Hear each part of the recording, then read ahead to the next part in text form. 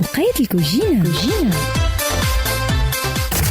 اليوم في كوجينتنا اخترنا لكم كسكسي العرس اللي خاص بولاية المستير، مش منقولوش للمدن جهات المستير خاطر خاص كم مدينة المستير. مدينة المستير. عندنا الكسكسي باللحم البقري. ناخذوا كيلو كسكسي، عليه هذوما المقادير، عليه زوز رز ثوم، فنجان كبير زيت، زوز مغارف فلفل احمر، اللي يحب الحار يحط الحار واللي يحب الحلو يحط الحلو، مغرفه هريسه متاع المساتريه، زوز مغارف تابل، زوز مغارف طماطم.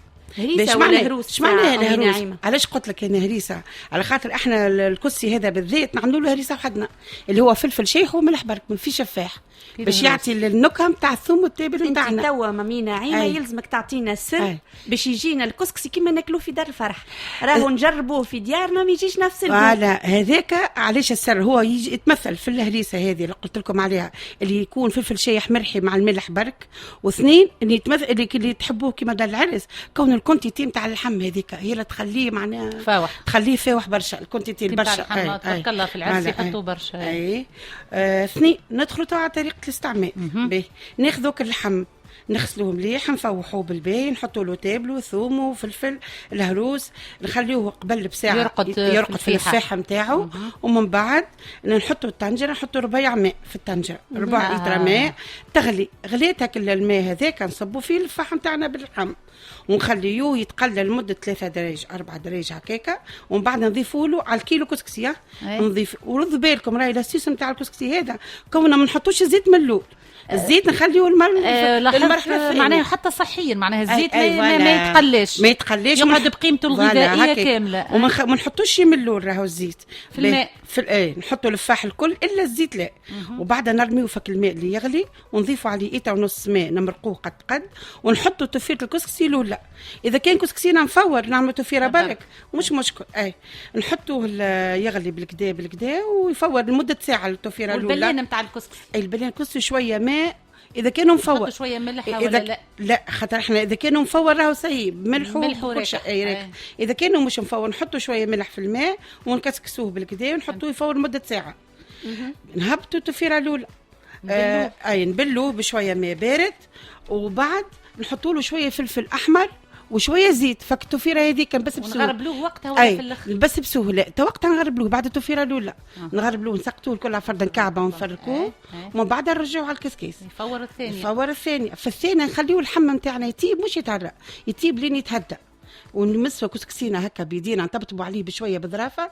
اذا كان الكسي قد كل كعبه واحده ما سقش في دينا راه الكسي سيء، تصور بالباي وطاب وركح. هذه عاود هنا نعيمه هذيك معناها كي تحط يدك على الكسكسي نضرب عليه شويه ما يشدش فيك، معناها كسكسي كتاب بالكدا وما ينفخش الكرش وحاله ومعناتها استوى بالكدا. أيوة. ناخذ ونسقيو الكسكسي بشويه نخليو شويه مرق اللي يحب المرق ممروق بزيت، نعبيو البلا نتاعنا. كان حبينا زينا عظمه مسموطه ولحمه وقرين في المقلي البلا نتاعنا، سينو ما تحبش العظمه حط اللحمه وقرين فلفل مقلي وسحيفه بالمرق سقاء وتاكلوا بالشفاء. تاكلوا هذا كسكسي سماسم، معناها في عرس سماسم تاع المساتريه، في عرس المساتريه. يعطيك الصحه يعيشكم. شنو اخترت لنا باش تحلي لنا الحلو؟ اخترت لكم حاجه من القعر الخابيه اللي هي الجيزاتا، صافي لونطون عليها، كانت اجدادنا واماتنا الله يرحمهم الكل. توا البيتي فور غالب، لكني تقعد المطعم تاع الجيزاتا وحده ورغم نفس المكونات مامي نعيمه. لا فما اختلاف شويه. لا الماده الاساسيه هو اللوز، اما الاختلاف في التشكيله بالطبيعه نتاع الكعبوره الجيزاتا والبيتي فور.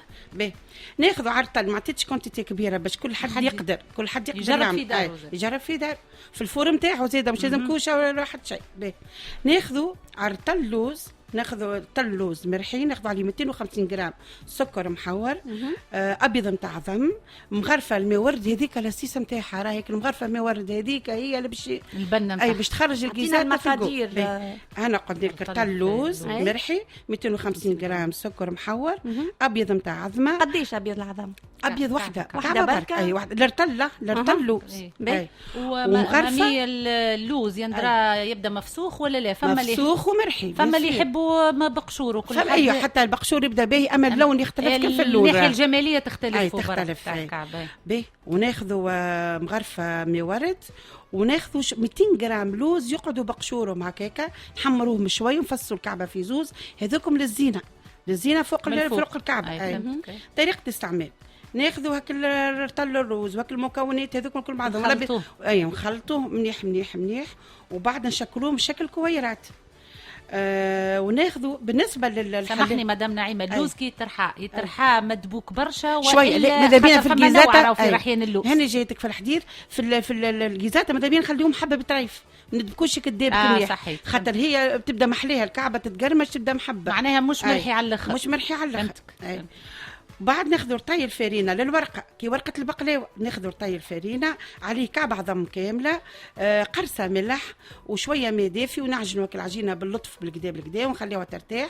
بعد نحلوها بالقلقال الليبيسير نتاعها، يعني العرض نتاعها من باسانتي، خلوها محلوله. وناخذوا كيس باش نعملوهم دائرات كل قد بعضها دائرات، وناخذوا كويرات اللي شكلناهم تاع اللوز نحطوهم في المكعبات تاع العجينه هذيك اللي حليناها، ونقرصوا 4 قريسات في الكوتيات. فما القراصه صغرون ولا قراص ولا اي يتشكل. هذا مش يطلب شحور بعد الكعبه هذه؟ لا ما يتشحرش. لا فما نوعيه كليت نفس الواحد يشحرها، هذيك تخرج هذيك ما توليش قيساتها. شنو تولي معناها بعدها نفس المكونات اما يعملوا لها هذيك الزيريه، هذيك كعبه زيريه عندها اسم، والله توني نجيبها لكم اسم تاعها. ويخرج الكعيبه هذيك بعد ما تقرصها ل4 جهات الكارت كوتي نتاعها، وتاخذوا كشتير اللوز اللي قصناه فصصناه في زوز وترشقوه في وسط وتحط في الفور دوبه يتغير اللون نتاعو، دوبه تتغير يصفر شويه. يصفر شويه، يميح للصفوريه، ما يصفرش اما يميح شويه للصفوريه باش تبدل لونه، تطفيو عليه الفور وتخرجوه. تبدا الورقه نتاعو مستبيضه تشبه الورقه كعك الورقه، وتبدا هو لونه مستصفر تريف، وكعبتك اللوز طايبه ديجا فيها محطوطه في الوسط، وتاكلوا بالشفاء. بقية الكوجينة.